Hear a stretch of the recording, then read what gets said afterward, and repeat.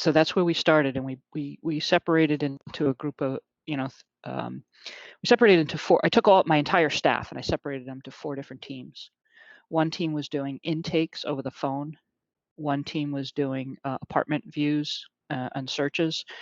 Another team was doing purchasing of lodging kits, because lodging large numbers of people, particularly early on in the, actually all throughout, it's been, getting supplies is a little complicated, and then getting the stuff to people. And we started that prior to the shelters moving over into the hotels. And what we realized was we were not only, the other thing that we did was we preemptively called all of the landlords that we knew of that we worked with, and we said, hey, you have any units that are available for shared housing? And so before we even had our first referral, we had 15 units. And we went out and we had those done. We did the inspections, we did the rent reasonableness on them. So we had those units sitting, waiting, available. So when we got the first, set of folks, we had them go to that apartment. We met them at the apartment. It was already approved. So if they liked the apartment, they literally signed the lease that moment. And because we had had the relationship with the landlords, we were, they knew what the process was for payment and security deposit, and they weren't concerned about that. And once that started to happen, it just became clear that it was possible. You're forced to reinvent how you do things, and so it just became possible. And then we just continued to run with it because, the more people we were able to house, talk about housing being healthcare. This is a big. No, it's never been as recognized as it is right now, how much housing is healthcare. In that process, of course, all of the shelter staff had to do a massive undertaking of moving their entire population from the shelters into the hotels.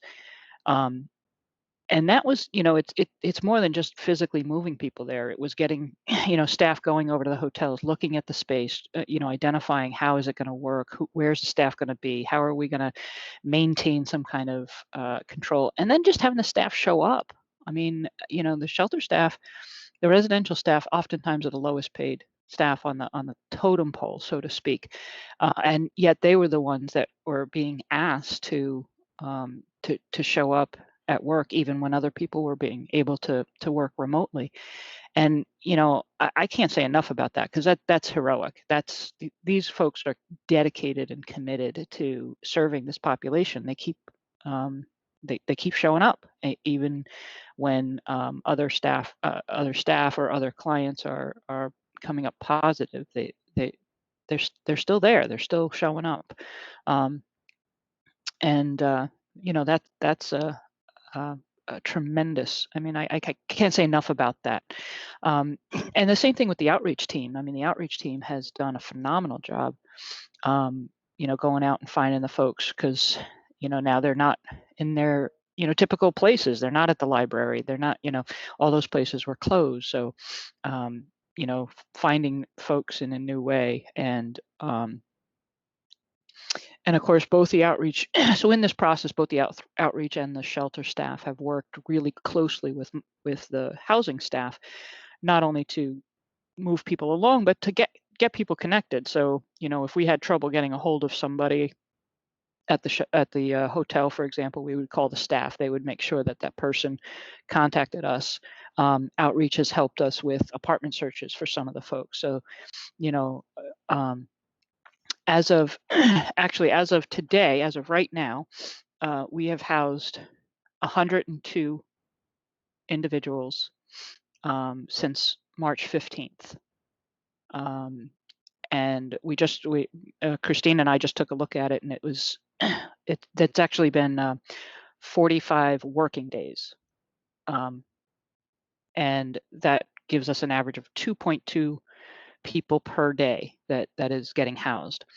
And if you asked me 3 months ago if it was possible to house 100 people in 60, 65 days, I would have said you're out of your mind. There's no way that's possible. And yet here we are. It is possible. It's possible because we stretched ourselves and we reimagined how to do this. Um, and uh, you know and we had the motivation behind us of this is necessary, and this is life or death, literally.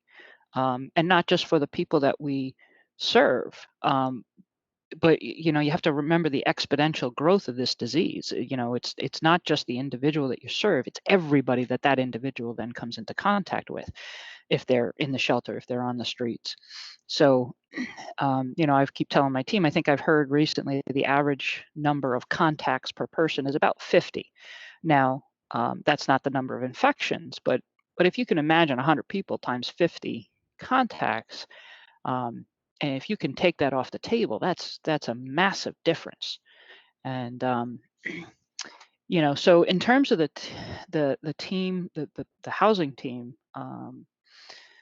the the rapid rehousing department for in my team is actually quite small. There's 3 housing case managers and a manager, and those 4 people have housed 65 of the 100 people.